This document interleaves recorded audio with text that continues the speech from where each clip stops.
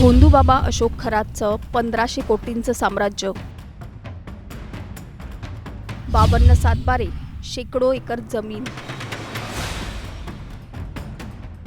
खरातचं साम्राज्य पाहून तपास यंत्रणाही थक्क. सीडीआर तपासातून मोठी नावं बाहेर येणार. नाशिकमधील भोंदूबाबा अशोक खरात प्रकरणात आता धक्कादायक खुलासे एकामागून एक समोर येत आहेत. तब्बल 1500 कोटींचं साम्राज्य, शेकडो एकर जमीन आणि संशयास्पद व्यवहारांचं मोठं जाळं. या प्रकरणात सध्या एसआयटी तपास सुरू आहे, पण आता आयकर विभागाची सुद्धा एंट्री होणार आहे. तसंच खरातच्या सीडीआर तपासातून अनेक बडी नावं समोर येऊ शकतात असा अंदाज आहे.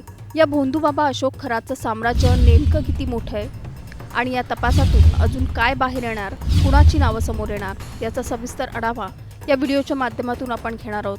त्यासाठी हा व्हिडिओ शेवटपर्यंत पाहत राहा आणि टाइम्स नाऊ मराठीला लाईक, फॉलो आणि सबस्क्राईब करा.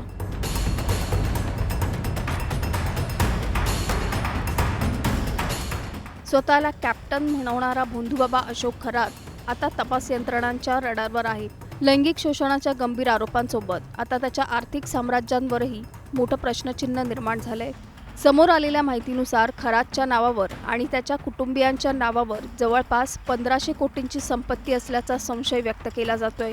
या संपत्तीत शेकडो एकर जमीन, आलिशान बंगले, फार्म हाऊस, व्यावसायिक भूखंड, गाळे आणि ऑफिसेसचा समावेश आहे. नाशिकपासून शिर्डीपर्यंत पसरलेलं हे जाळं तपास यंत्रणांनाही चक्रावून टाकणार आहे. चौकशीत समोर आलेली आणखी एक धक्कादायक बाब म्हणजे 52 सातबारांवर खरातचं नाव आढळल्याची माहिती आहे.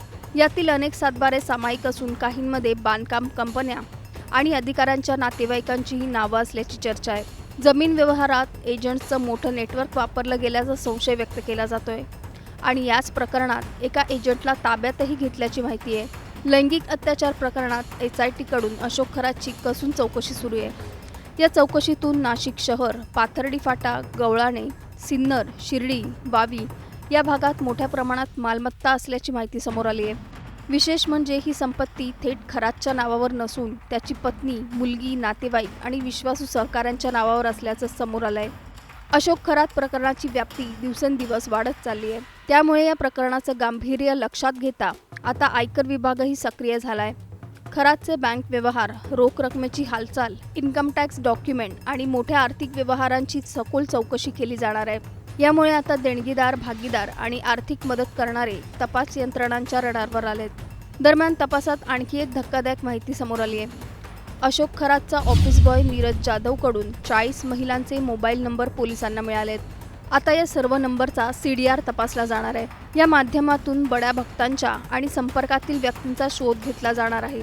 यासाठी गृह विभागाची परवानगी घेऊन एसआयटी पुढील कारवाई करणार आहे. भोंदूबाबा अशोक खरातच्या आर्थिक जाळ्याचा विस्तार मोठा असल्याचा संशय आहे. जमीन व्यवहारात अनेक लोकांचे पैसे अडकले असल्याच्या तक्रारीही समोर येत आहेत. भायखळा, पुणे आणि इतर ठिकाणांहून त्याचे व्यावसायिक भागीदार आणि संबंधित व्यक्तींचीही चौकशी होणार आहे.